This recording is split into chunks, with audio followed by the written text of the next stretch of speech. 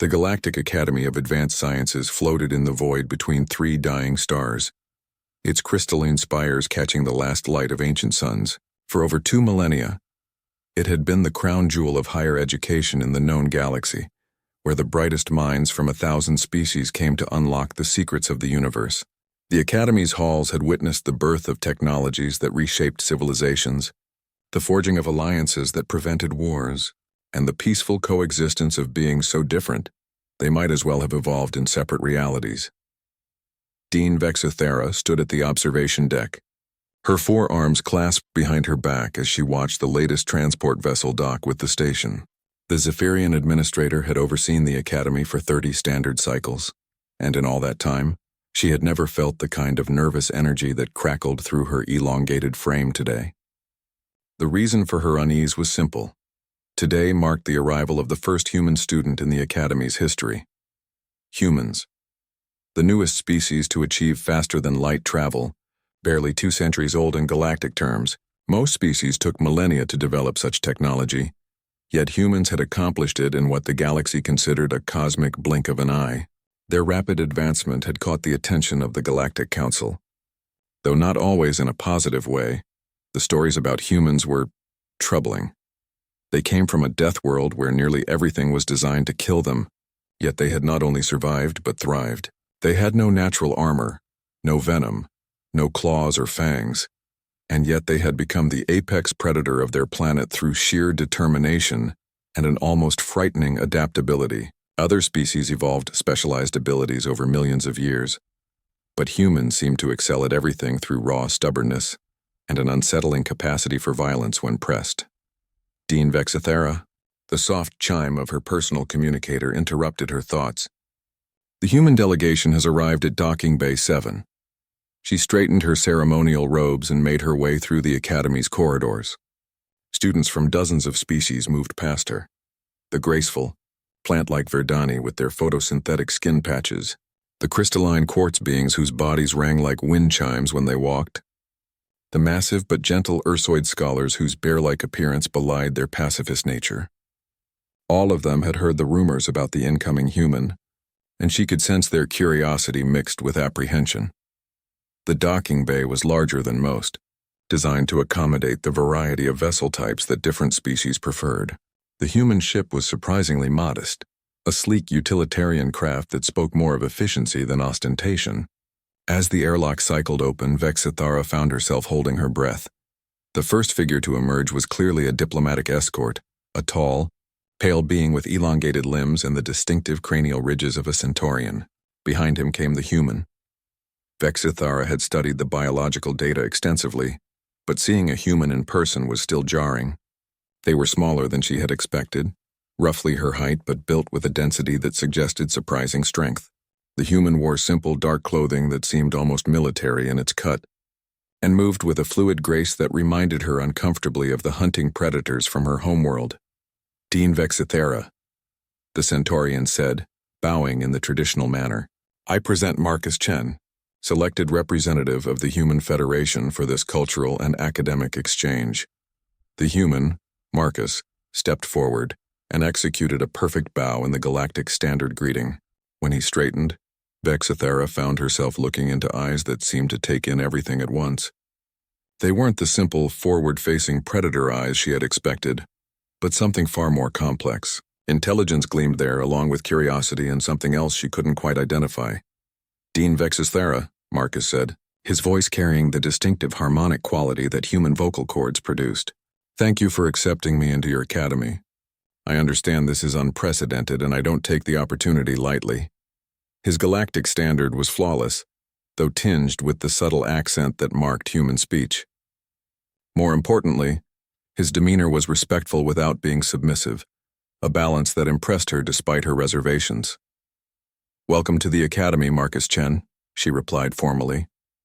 I trust your journey was comfortable? Very much so, thank you. Though I have to admit, the scale of this place is breathtaking. The engineering alone, he trailed off, his gaze moving to the massive transparent barriers that held back the vacuum of space, beyond which the Academy's superstructure stretched away into the starlight. As they walked through the corridors toward his assigned quarters, Vexthara found herself studying him carefully. Other students they passed did the same, though they tried to be subtle about it. The human seemed oblivious to the attention, or perhaps he was simply choosing not to acknowledge it. Instead, he asked intelligent questions about the Academy's history, its research programs, and the diverse species that called it home. "I've read about the quantum physics department," he said as they passed a laboratory where crystalline students were manipulating subatomic particles with their natural electromagnetic abilities. "The work on dimensional folding theory is fascinating. Is it true that Professor Quildar managed to create a stable micro-wormhole last cycle?" Vexthara was surprised by his knowledge. The dimensional folding research was cutting-edge work, not something typically discussed in introductory materials. "You're well informed." "Yes, though the stability only lasted for 3.7 seconds. Still remarkable. On Earth, on my homeworld, we're still struggling with the theoretical mathematics. The practical application is decades away, at best." They reached his quarters, a standard student accommodation that had been specially prepared based on human environmental requirements. The artificial gravity was set to Earth normal, the atmosphere carefully balanced, and the temperature maintained within the narrow range that humans required for comfort. "Your academic advisor will meet with you tomorrow morning to discuss your course selections," Vexthara explained. "You've been granted access to most areas of the Academy, though some restricted research labs require special clearance." "Understood. And Dean?" Marcus turned to face her directly. "I know my species has a reputation. I want you to know that I'm here to learn, not to cause trouble. Whatever stories you may have heard about humans, I hope my actions will speak louder." There was something in his tone that made Vexthara pause. It wasn't a threat or a boast, but rather a quiet confidence that was somehow more unsettling than either would have been. As she made her way back to her office, she couldn't shake the feeling that bringing a human to the Academy was going to change everything, though she had no idea how prophetic that thought would prove to be. Marcus Chen's first week at the Galactic Academy passed in a blur of orientation sessions, placement examinations, and cautious introductions to his fellow students. The academic rigor was everything he had hoped for and more. Courses in theoretical xenobiology, advanced quantum mechanics, and comparative civilization, studies that would have been impossible to pursue on Earth. Yet, beneath the excitement of learning lay an undercurrent of tension that seemed to follow him wherever he went. The other students weren't openly hostile, but neither were they welcoming. They watched him with a mixture of fascination and wariness, as if he were an exotic and potentially dangerous animal that had somehow learned to speak. Conversations would halt when he approached study groups, and dining halls would grow noticeably quieter when he entered. He had expected some degree of suspicion. Humans were still very much an unknown quantity in galactic society, but the depth of their unease surprised him. It was during his third week that he first encountered Zarathek. Marcus was in the Advanced Materials Laboratory, working on a project involving crystalline matrix formations, when he heard the commotion from the adjacent testing chamber. Raised voices, the sound of equipment being knocked over, and beneath it all a low, rumbling growl that made the hair on the back of his neck stand up. "Everyone out. Clear the chamber." Professor Kiltaran's voice carried a note of panic that was distinctly at odds with the normally composed Altarian's demeanor. Through the reinforced viewing window, Marcus could see students scrambling for the exits while a massive, reptilian form stalked through the wreckage of what had been a delicate experiment in gravitational field manipulation. The creature stood nearly 3 meters tall, with scales that seemed to absorb light rather than reflect it, and jaws that could easily snap a being in half. Its eyes burned with an intelligence that was somehow more terrifying than mere animal fury. "What is that thing?" asked Lyra, a Verdani student who had taken shelter beside Marcus at the observation window. "Zarathek," came the whispered answer from another student, a quartz being whose crystalline form was actually vibrating with fear. They brought him from the Kethvar restricted zone. He's supposed to be in containment most of the time, but the research department insisted on behavioral studies. Marcus watched as security personnel in powered armor cautiously entered the testing chamber, their weapons drawn but set to non-lethal settings. Zarathek turned toward them with predatory grace, and the low growl intensified into something that vibrated through the station's hull. "He's magnificent," Marcus murmured, not realizing he had spoken aloud until Lyra stared at him in horror. "Magnificent," That creature has killed dozens of researchers. It destroyed 3 research stations before they managed to capture it. The only reason it's here instead of being executed is because it shows signs of higher intelligence. Exactly, Marcus said, his eyes never leaving the standoff in the testing chamber. Look at how it moves. It's not just rampaging, it's calculating. It knocked over the equipment to create barriers and escape routes. And it's positioning itself to control access to the main exit. That's not animal behavior. That's tactics. The security team was advancing in a standard containment formation, energy nets at the ready. Zarathek watched them approach, head tilting slightly as it analyzed their movements. Then, without warning, it lunged not at the security team but at a structural support beam. The creature's claws, designed to tear through starship hulls, found purchase in the hardened alloy and began to climb. It's going for the ventilation system, Marcus realized. If it gets into the ductwork, it could access any part of the station. Professor Kiltaran was frantically speaking into his communicator, calling for additional security and emergency containment protocols. The situation was rapidly spiraling out of control. In minutes, the creature could be anywhere on the station, and given its size and apparent intelligence, traditional security measures might prove inadequate. Marcus found himself moving toward the chamber's emergency access hatch before he had consciously decided to act. "What are you doing?" Lyra's voice was high with alarm. "You can't go in there."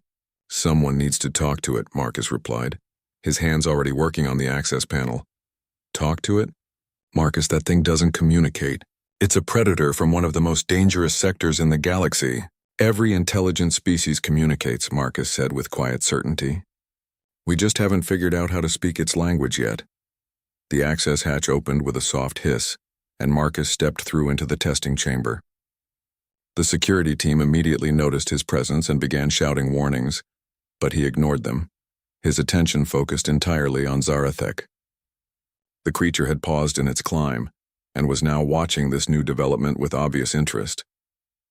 Marcus walked slowly toward the center of the chamber, his movements deliberate and non-threatening. He could feel the weight of the creature's gaze, could sense the predatory assessment taking place. Every instinct screamed at him to run, to find cover, to do anything except walk calmly toward a being that could kill him without effort. Instead, he stopped about 10 meters from the support beam and sat down cross-legged on the floor. "I know you can understand me," he said, his voice carrying clearly in the sudden silence. The security team had stopped their advance, clearly uncertain how to proceed with a civilian in the line of fire. "You're too smart to be here by accident and too calculating to be acting on pure instinct." Zarathek dropped from the support beam with liquid grace, landing in a crouch that showcased its powerful musculature. It began to move toward Marcus with predatory slowness, but there was something different in its posture now. Curiosity rather than immediate aggression. "You've been in containment for months," Marcus continued, not moving from his seated position despite every survival instinct screaming at him to run, poked and prodded and studied like a specimen. "No one's tried to actually communicate with you, have they? They see the size, the claws, the reputation, and they assume you're just a mindless killer." The creature was close enough now that Marcus could smell its scent, something like ozone and metal, sharp and alien. Zarathek lowered its massive head until they were at eye level, its burning gaze fixed on Marcus's face. For a long moment, neither moved. Then slowly and deliberately, Zarathek settled back onto its haunches, mimicking Marcus's seated position. The gesture was unmistakable, an acknowledgement, perhaps even a greeting, from the observation deck. Marcus could hear Professor Kiltaran speaking rapidly into his communicator. "Cancel the emergency protocols. The situation appears to be stabilizing." "Yes, I know how that sounds." "No, I don't understand it either." Marcus smiled, keeping his movements slow and non-threatening. "So?" he said conversationally. "Want to tell me why you really destroyed that equipment?" "Because I'm betting it wasn't random vandalism." The revelation that Zarathek could not only understand Galactic Standard but could communicate through a complex system of gestural language sent shockwaves through the Academy's administration. What had been dismissed as a dangerous predator was revealed to be a sophisticated intelligence trapped in a form that terrified most of the galaxy. The equipment destruction, it turned out, had been a deliberate act of frustration after weeks of failed attempts to communicate with researchers who saw only a specimen to be studied. Word of Marcus's breakthrough spread quickly through the Academy. and with it came a shift in how the other students perceived him. The fear didn't disappear entirely, but it was now tempered with grudging respect. Here was a human who had walked calmly into mortal danger, and emerged with one of the galaxy's most feared predators treating him as an equal. Dean Vexithera found herself in her office 3 days later, reviewing incident reports and trying to make sense of what had happened. The official documentation was straightforward enough. A containment breach had been resolved through unprecedented interspecies communication, but the implications were staggering. Dean? Professor Kilterran stood in her doorway, his usually pristine academic robes rumpled from what had clearly been a sleepless night. Do you have a few minutes? I think you need to see this. She gestured him in, noting the tablet he carried with obvious care. The analysis of the Zarathek incident? More than that. Kilterran activated his tablet and holographic displays filled the air above Vexthera's desk. We've been studying the interaction recordings, and what we've discovered is, well, it changes everything we thought we knew about both species. The hologram showed Marcus sitting calmly in the testing chamber while Zarathek loomed over him, a creature that could have torn him apart without effort. But as Kilterran manipulated the display, highlighting stress indicators and biological readings, a different story emerged. Look at this, Kilterran said, pointing to a stream of data. These are Zarathek's biometric readings during the encounter. Heart rate, neural activity, chemical indicators. Do you see what's happening here? Vexthera studied the data, her scientific training allowing her to interpret the alien physiology. The stress indicators are dropping, rapidly. But why would proximity to another predator species have a calming effect? That's what we thought initially, but watch Marcus's readings. A second data stream appeared showing human biological markers. His stress levels spike initially, normal fear response, but then they stabilize at levels that suggest heightened awareness rather than panic. His heart rate is elevated but steady, his breathing controlled. This isn't the behavior of someone paralyzed by fear. Then what is it? Kilterran manipulated the display again, showing both data streams simultaneously. This is where it gets interesting. Look at the patterns. They're starting to synchronize. Not perfectly, but there's a definite harmonic relationship developing. Vexithera leaned forward, studying the overlapping waveforms. That's impossible. These are completely different species from opposite ends of the galaxy. Impossible, yes, but also undeniably present in the data. Kilterran's expression was troubled. We've run the analysis 17 times with different parameters. The synchronization is real and it begins almost immediately after Marcus sits down. What are you suggesting? I'm not sure yet. But I think we need to consider the possibility that these two species have more in common than we initially thought. Before Vexithera could respond, her communicator chimed with an urgent message. She read the text quickly, then looked up at Kilterran with concern. Speaking of things in common, we have another problem. Marcus has requested permission to participate in the HFY Cultural Exchange Program. The HFY Cultural Exchange was one of the Academy's most prestigious and dangerous programs. Students who were accepted would spend a full academic cycle, living among one of the galaxy's most mysterious species, learning their ways and contributing to ongoing diplomatic efforts. The HFY were an ancient race of warriors and philosophers, proud beyond measure and utterly unforgiving of perceived weakness or disrespect. In the program's 40-year history, only 12 students had successfully completed it and 3 had never returned. That's madness, Kilterran said immediately. The HFY barely tolerate the students we send them as it is. They consider most galactic species to be soft, decadent, unworthy of their attention. A human, a member of a species they've never encountered, would be seen as an insult. My thoughts exactly. Vexithera stood and walked to her office's viewport, looking out at the Academy's sprawling structure. And yet something about this feels inevitable. Ever since Marcus arrived, it's as if the Academy itself has been holding its breath, waiting for something to happen. You don't seriously think his request should be approved? I think, Vexithera said slowly, that Marcus Chen is going to surprise us all again. The question is whether we're prepared for what that surprise might bring. Later that evening, Marcus stood in the observation lounge where his journey at the Academy had begun. The space was nearly empty at this hour, with only a few late-night researchers scattered among the tables with their data tablets and steaming beverages. He had come here to think, to process what he had learned about the Academy's social dynamics and his own place within them. The encounter with Zarathek had changed things, but not in the way he had expected. Instead of breaking down the barriers between himself and the other students, it had simply redefined them. Where before there had been suspicion mixed with curiosity, now there was awe tinged with fear. They looked at him differently now, not as a dangerous unknown, but as something potentially more dangerous because it was partially known. Interesting choice of location for contemplation. Marcus turned to find a figure approaching from the lounge's entrance.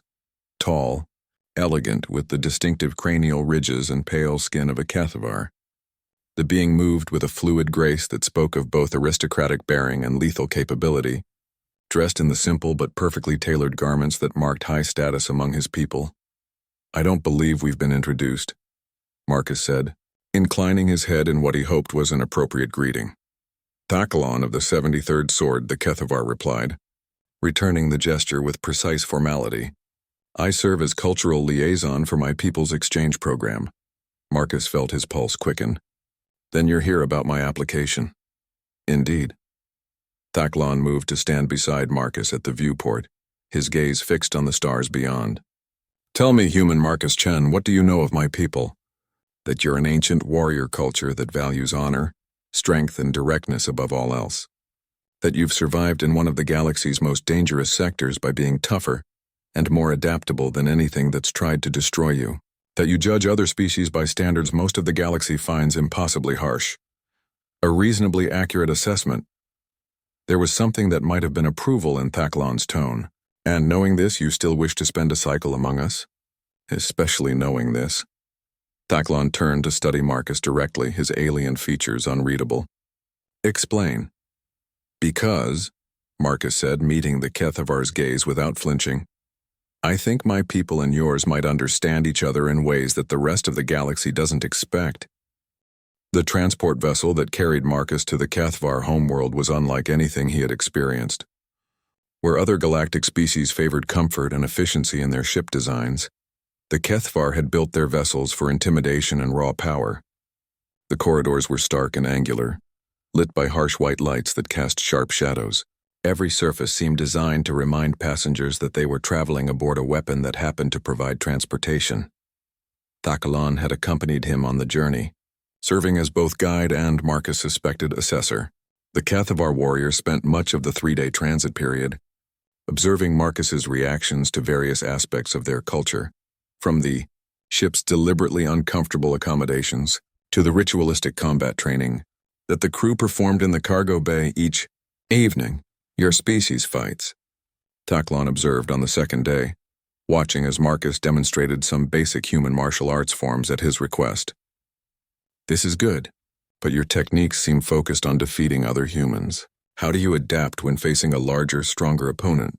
Marcus shifted his stance, moving from the flowing forms of Tai Chi to the more aggressive angles of Krav Maga. "We focus on weak points, leverage, and the fact that every opponent has vulnerabilities regardless of size. A being's strength can often become their weakness if you know how to use it against them. Show me." What followed was the most intense sparring session of Marcus's life. Thakalon was nearly 2 meters tall and built like a combination of a classical sculpture and a military siege engine. His reach advantage was considerable, his strength overwhelming, and his reflexes honed by decades of combat training. Yet Marcus found himself holding his own through a combination of speed, unpredictability, and a willingness to take calculated risks that seemed to surprise his opponent. "Acceptable," Thakalon said when they finally called a halt. Though Marcus caught what might have been satisfaction in the warrior's expression, "You understand that combat is not merely about strength or skill, but about adapting to circumstances beyond your control." The Cathavar homeworld of Keth Prime was a study in controlled brutality. The planet circled a violent star that bombarded its surface with radiation that would be lethal to most species. The cities were built into massive canyon systems that provided natural shielding, their architecture featuring the same stark, angular aesthetic as their starships. Everything was built to last, to endure, to survive whatever the universe might throw at it. Marcus's quarters were in the Academy district of the capital city, a section reserved for the handful of off-world students brave enough to attempt the cultural exchange. The room was Spartan by galactic standards but functional, with a small sleeping area, a study space, and access to a shared training facility where students were expected to maintain their physical conditioning. His fellow exchange students were a diverse group, though notably smaller than usual. Where the program typically accepted 15 to 20 participants per cycle, this group numbered only 7. The others came from species known for their resilience: a crystalline quartz being whose people were renowned for their mental discipline, 2 Ursoid twins whose massive frames and surprising agility made them formidable opponents, and 3 Altarians whose technological augmentations allowed them to enhance their natural capabilities. "So you're the human," said one of the Altarians, a female named Kessera, whose cybernetic eye implants glowed softly in the dim light of the common area. "We've heard stories about your encounter with Zarathek. Is it true you simply walked up to it and started talking?" "More or less," Marcus replied, settling into one of the few chairs sized for bipedal anatomy. Though it was less talking and more negotiating. Zarathek had something to say. Everyone else was too afraid to listen. "And you weren't afraid?" asked one of the Ursoid twins, Gorthan, his massive form somehow managing to fit into what was clearly an oversized chair. "Your species has the same survival instincts as ours, don't they?" "Of course I was afraid. Fear keeps you alive, but fear can also keep you from understanding something important."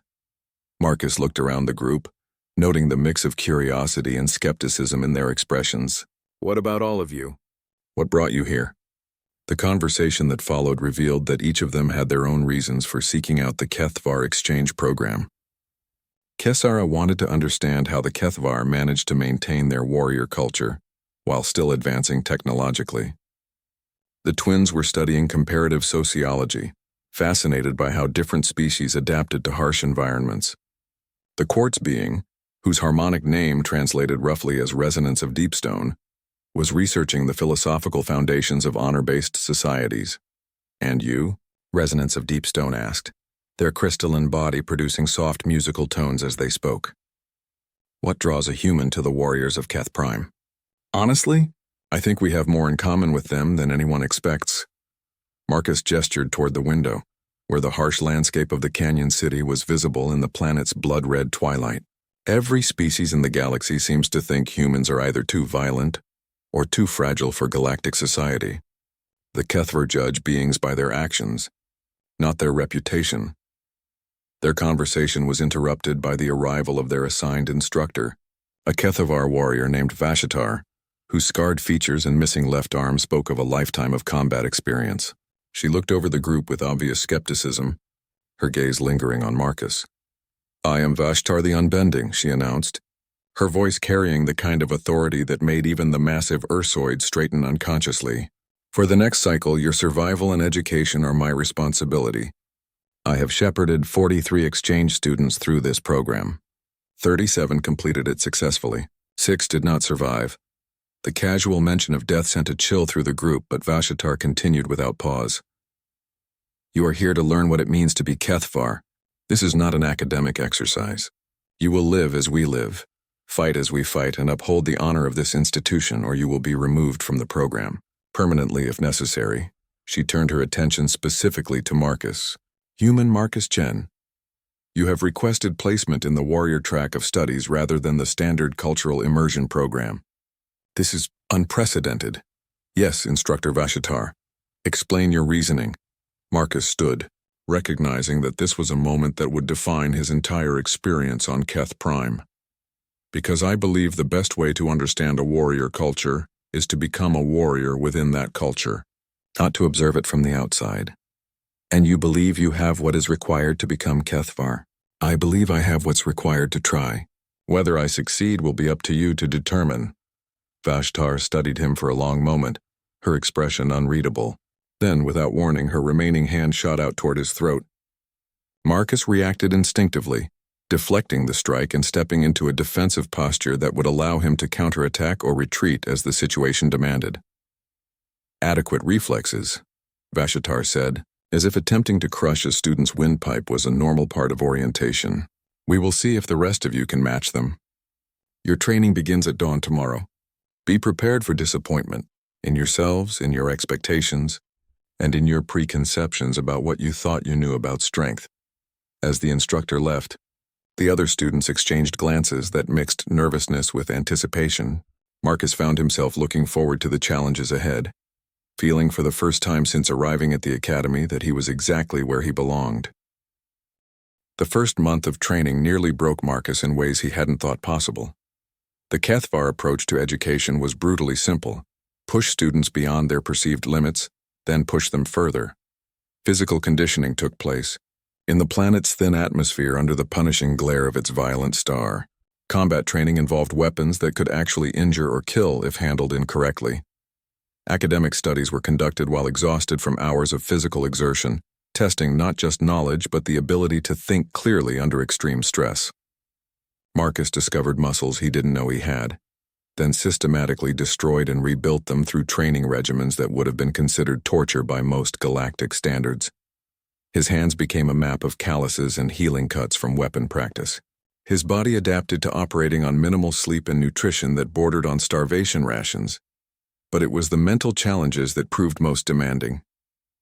The HFY concept of honor was complex, involving not just courage in battle but excellence in all endeavors, loyalty to one's sworn companions, and an absolute refusal to accept defeat as long as breath remained in one's body.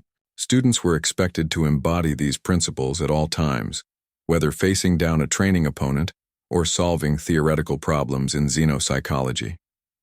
3 weeks into the program, 2 of the exchange students had already withdrawn.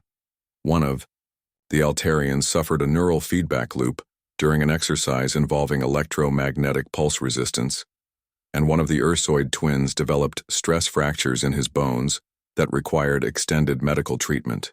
The remaining 5 pressed on, forming a tight-knit unit that supported each other through the daily trials. It was during a particularly brutal combat exercise that Marcus first began to understand what Thaklon had meant about his species and the HFY having something in common. The exercise pitted teams of students against seasoned HFY warriors in a capture-the-flag scenario, conducted in the canyon maze that surrounded the academy. The terrain was treacherous, the rules minimal, and the HFY opponents showed no mercy despite the supposed training nature of the exercise. Marcus found himself partnered with Resonance of Deepstone, whose crystalline form provided unique advantages in terms of both sensory capability and natural armor. They had been moving through the canyon for 2 hours, trying to locate their assigned objective while avoiding the hunting parties that pursued them. Marcus's human endurance was holding up better than expected, but he could tell that his partner was struggling. Crystalline beings were not designed for extended physical exertion, and the constant stress of avoiding capture was taking its toll. "We need to rest," Resonance of Deepstone said, their harmonic voice carrying undertones of exhaustion.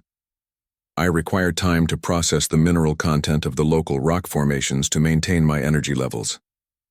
Marcus was about to agree when he heard the distinctive sound of HFY movement through the canyon above them. At least 3 warriors, moving with the confident pace of hunters who had found their prey's trail.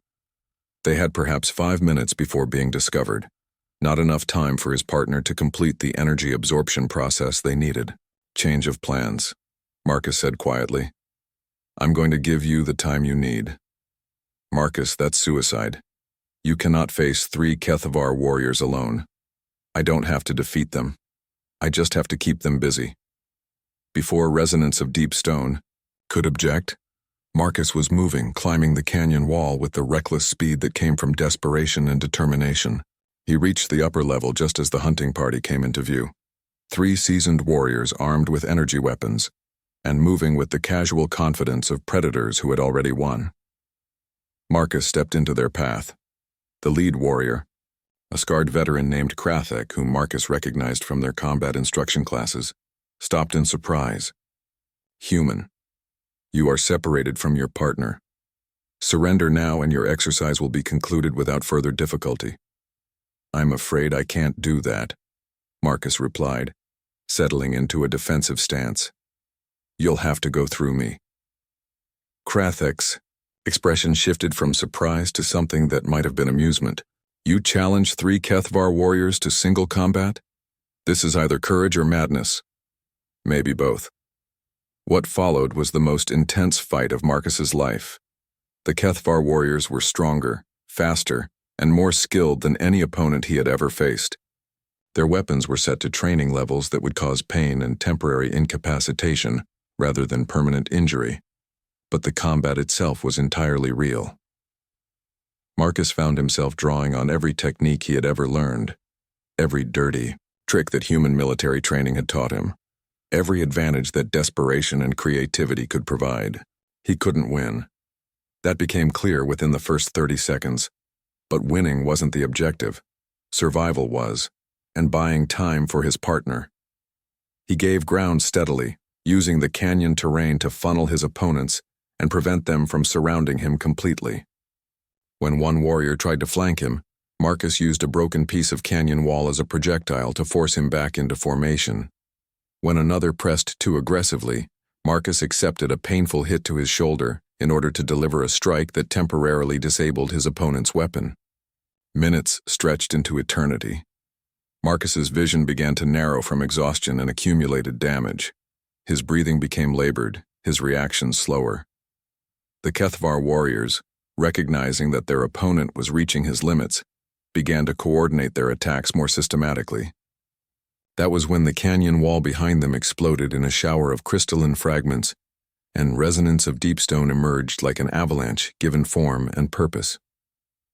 The quartz being had used the time Marcus bought them to not just restore their energy, but to fundamentally restructure their body for combat, where before they had been roughly humanoid. They now resembled a walking fortress of interlocking crystal formations, each edge sharp enough to cut through metal. The three HFY warriors found themselves facing not a desperate human and exhausted quartz being, but a coordinated team that had turned apparent defeat into tactical advantage. The fight continued, but the dynamics had shifted completely. Marcus, freed from the need to hold a defensive line, could use his mobility and unpredictability to support his partner's overwhelming assault. Resonance of deep stone, no longer concerned with conserving energy, could unleash the full devastating potential of their crystalline form. When the dust settled, the three HFY warriors lay unconscious or disabled, and Marcus and his partner stood victorious over their training objective. "Impressive," came a voice from above. Instructor Vashtar descended from the canyon rim, with the fluid grace that marked all experienced HFY fighters, not the victory itself. That was competently executed but unremarkable. What was impressive was the human's willingness to sacrifice himself for his partner's success. She looked directly at Marcus, her scarred features showing something that might have been approval. "You could not win, yet you fought anyway. You accepted certain defeat to enable another's victory. This is the beginning of understanding what it means to be HFY." That evening, word of the exercise reached the broader Academy community. For the first time since the exchange program had begun, an off-world team had defeated a HFY hunting party in direct combat. More importantly, they had done it through exactly the kind of tactical thinking and mutual sacrifice that the HFY valued most highly. Marcus found himself gaining a different kind of attention from his instructors and fellow students. Where before they had treated him with the polite skepticism reserved for promising but unproven students, now there was genuine respect. He had faced the test that every warrior culture understood, the willingness to stand against impossible odds for the sake of something greater than personal survival. But the real test Marcus was beginning to understand was yet to come. The final examination for the warrior track was traditionally conducted during the season of the Bloodstorms, when Keth Prime's violent star reached the peak of its radiation cycle. The planet's already harsh environment became nearly uninhabitable, with electromagnetic interference disrupting most technology and radiation levels that could kill unprotected beings within hours. It was during this season that the HFY had historically proven their worth as warriors, surviving when no other species could. Marcus stood with the 4 remaining exchange students at the edge of the proving grounds, a vast arena carved from the living rock of the planet's deepest canyon. The structure had been built over 2 millennia ago, designed to test warriors under the most extreme conditions imaginable. Today it would serve as the site of their final trial. "The test is simple," Instructor Vashtar announced, her voice barely audible over the howling radiation winds that swept through the canyon.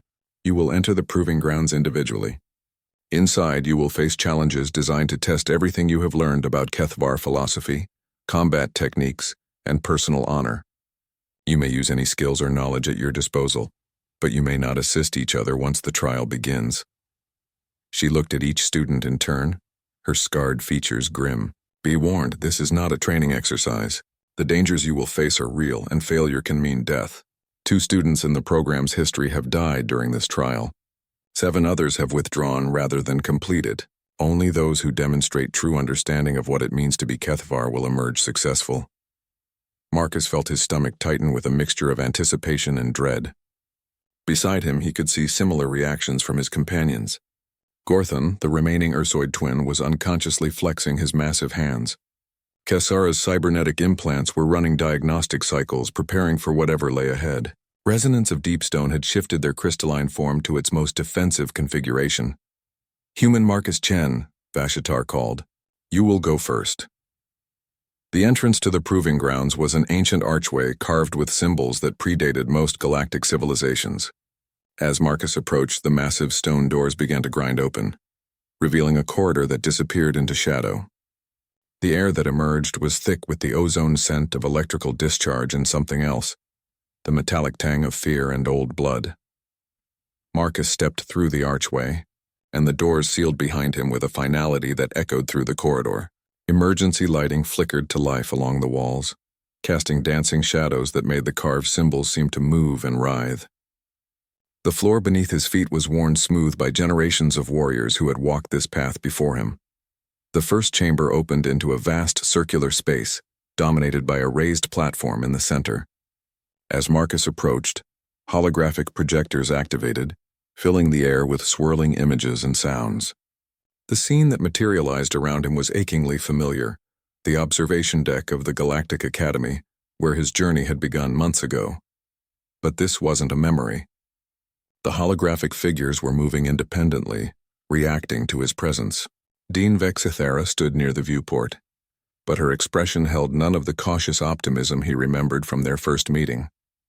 Instead, she looked at him with open disgust. "You've been here 6 months," the holographic Dean said, her voice carrying perfectly despite being a projection. 6 months of incidents, disruptions, and dangerous behavior. The encounter with Zarathek nearly resulted in multiple casualties. Your presence here has made every other species question whether humans belong in civilized galactic society. Other figures materialized around him, professors, students, administrators, all of them looking at him with expressions ranging from disappointment to outright hostility. "We made a mistake," said Professor Kiltaran's projection. "Your species isn't ready for integration with galactic civilization. You're too violent, too unpredictable, too dangerous to be trusted with advanced knowledge and technology." Marcus felt a familiar surge of anger and hurt at the accusations, even knowing they were artificial constructs designed to test his responses. This was the fear that had followed him since childhood, that humanity's violent history would always overshadow their potential for growth and cooperation. "The recommendation has been made," Dean Vexthera continued. "Humanity's contact with galactic civilization should be severed. Your planet should be placed under quarantine until your species develops sufficient maturity to join the galactic community without endangering others." The scene shifted, showing Earth surrounded by automated defense satellites, cut off from the stars that humanity had only just begun to explore. Billions of humans trapped on their homeworld, forever barred from the greater galaxy because of his failures. The emotional manipulation was expertly crafted, designed to exploit every insecurity and fear that drove human behavior. Marcus could feel the weight of it pressing down on him, the certainty that he had failed not just himself but his entire species. Then he remembered Zarathek. The massive predator had been judged by its appearance, its reputation, its capacity for violence. No one had bothered to look deeper, to see the intelligence and potential for communication that lay beneath the fearsome exterior. They had been content to cage it, to study it like a specimen, to dismiss its frustrated attempts to communicate as mindless aggression. "No," Marcus said quietly, his voice cutting through the holographic accusations. "This isn't who I am, and it isn't who my people are." The projections began to shift, their expressions becoming more hostile, more insistent. But Marcus continued, his voice growing stronger with each word. "You see only the surface. The violence, the unpredictability, the danger. But you're making the same mistake the Academy made with Zarathek. You're judging us by our worst moments instead of our potential. The holographic chamber began to dissolve around him, the accusations fading into whispers, and then silence. The circular room returned to its original state, but now a new passage had opened on the far side.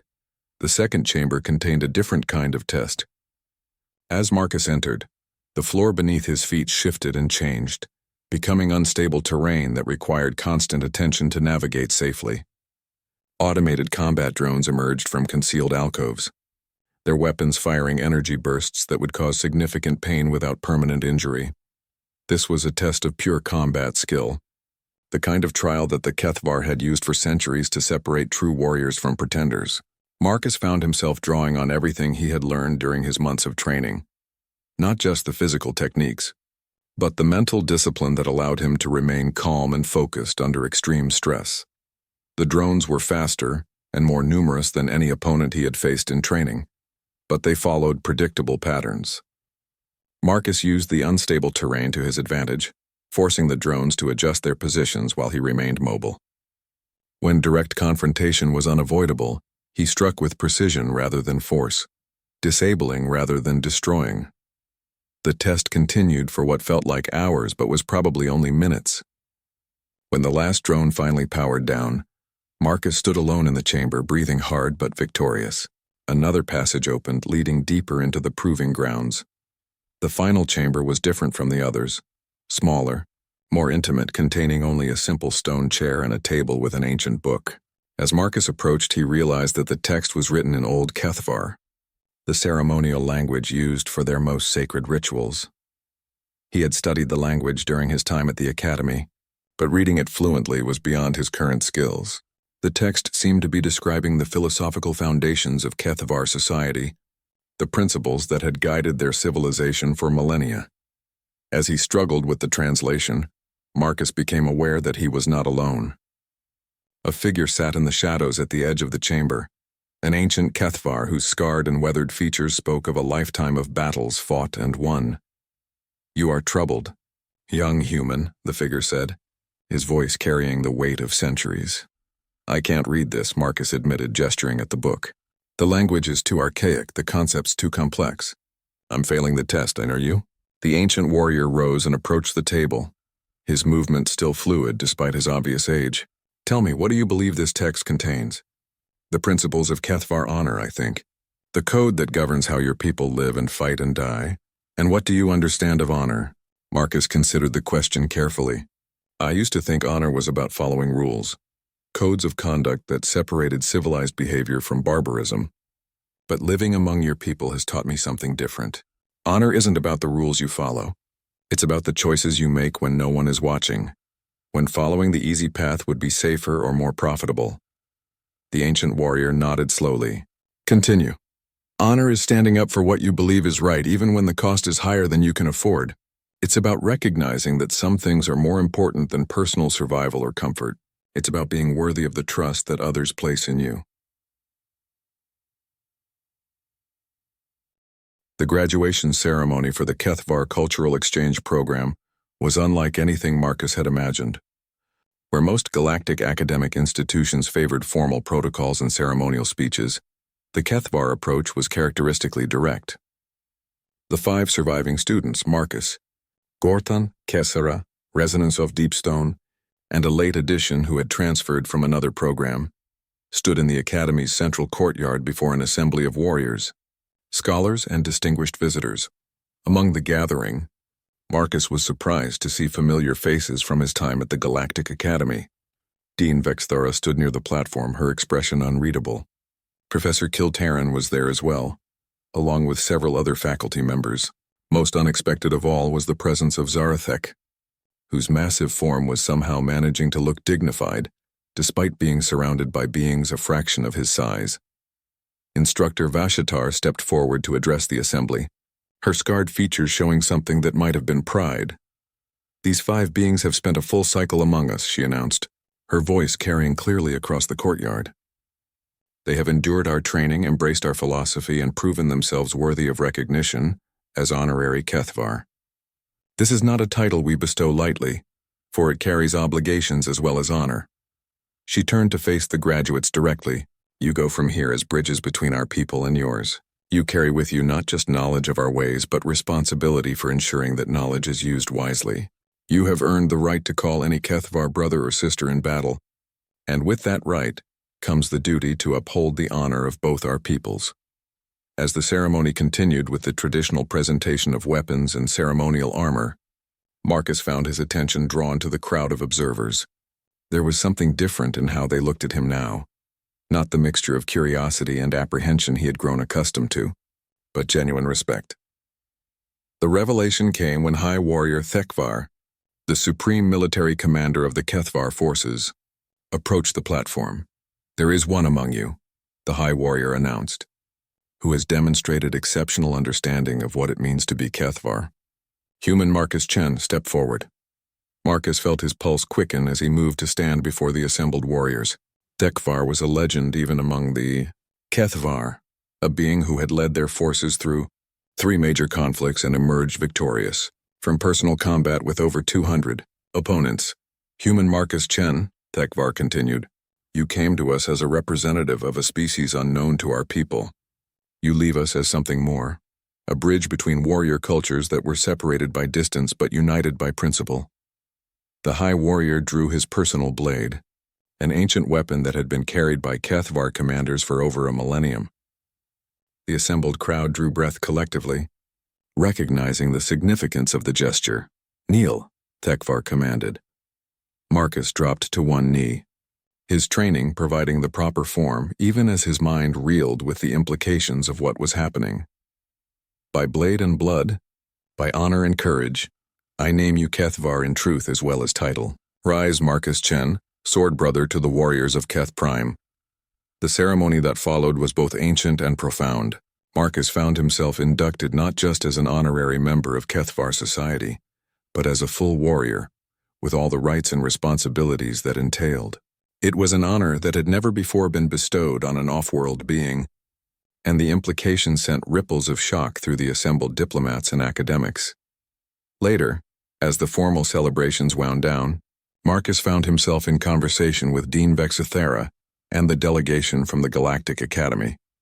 When we first met, the dean said, her tone thoughtful, I was concerned about what bringing a human to the Academy might mean. I never imagined it would lead to this. What exactly is this? Marcus asked, still processing everything that had happened.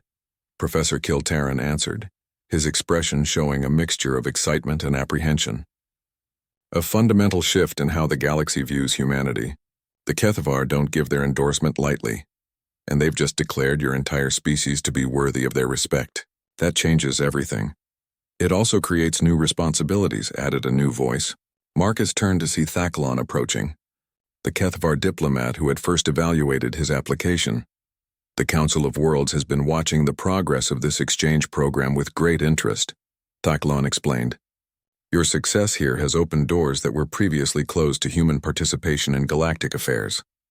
But it has also raised expectations that your people may not be prepared to meet.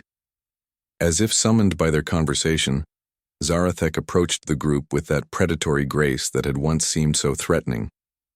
Now Marcus recognized it for what it truly was, the movement of a being perfectly adapted to its environment, confident in its abilities but not needlessly aggressive. The human speaks truth, Zarathek said, his gestural language now as familiar to Marcus as spoken words. He sees beyond surface, beyond fear. This is rare gift among star peoples. Which brings us to why we're all here, Dean Vexthera said, producing a data tablet from her robes. The Galactic Council has approved a proposal that was first submitted over a year ago, but was considered too radical for serious consideration. They want to establish a new kind of educational exchange, one specifically designed to bring together species that have been traditionally viewed as too dangerous or unpredictable for conventional diplomatic contact. Marcus felt a spark of understanding, a program for the predators and warriors, the species that don't fit neatly into galactic civilization. Exactly. And they want you to help design and run it. The Academy Council believes that your experience here, combined with your success with Zarathek, makes you uniquely qualified to serve as a liaison Between such species and the broader galactic community, the offer was tempting beyond measure, a chance to use everything he had learned to help other species find their place in the galaxy. But Marcus also recognized the weight of responsibility that came with such a position. What would this program involve? Educational exchanges, cultural immersion programs, and carefully supervised first contact protocols for newly discovered species, Kiltarin explained. We're talking about building bridges between beings that the galaxy has traditionally kept separated for safety reasons. It would be dangerous work, Thaklon added bluntly. You would be dealing with species whose first instinct is often violence, whose cultures might be built around concepts that terrify most galactic citizens. There would be failures, and those failures could cost lives. Marcus looked around the group, at the dean who had taken a chance on an unknown species, at the professor who had helped him understand Zarathek's true nature, at the warrior who had become his mentor, and at the predator who had become his friend. Each of them represented a bridge between different ways of understanding the universe. When do we start? He asked. 6 months later, Marcus stood once again at an observation deck, but this time he was aboard the newly commissioned research vessel Synthesis. The ship had been designed specifically for the Cultural Integration Project, with facilities capable of accommodating species with wildly different environmental needs and safety protocols robust enough to contain even the most dangerous beings. Through the viewport, he could see their first destination, a small planet in an uncharted system where long-range scouts had detected signs of a civilization that showed both remarkable technological advancement and a complete lack of interest in communicating with the galaxy at large. Behind him, the ship's crew prepared for what would either be a breakthrough in interspecies cooperation or a disaster that would set back human integration with galactic society by decades. The crew itself was a testament to how much had changed. HFY warriors working alongside Altarian technicians, crystalline beings coordinating with Ursoid engineers, and at the center of it all, humans serving as the bridge between species that had never before found common ground. Ready for departure, Coordinator Chen, came the voice of his first officer, Gorthan, who had requested transfer to the project after completing his own cultural exchange. Take us out, Marcus replied, settling into the command chair that still felt surreal to occupy, and open a channel to the academy. I want Dean Vexithara to hear this. As the Synthesis engaged its faster-than-light drive and leaped toward the unknown, Marcus spoke into the communication system. This is Cultural Integration Vessel Synthesis beginning Mission 1 of the Predator Integration Project. Our objective is to establish first contact with a potentially dangerous but intelligent species, and to prove that even the galaxy's predators can find common ground when approached with understanding rather than fear. He paused, thinking of all the beings who had made this moment possible, from the dean who had given him a chance, to the instructor who had taught him the meaning of honor, to the predator who had shown him that appearances could be deceiving. We go not as conquerors or judges, but as bridges. We carry with us the hopes of every species that has ever been dismissed as too dangerous, too violent, or too different. This carried its creed.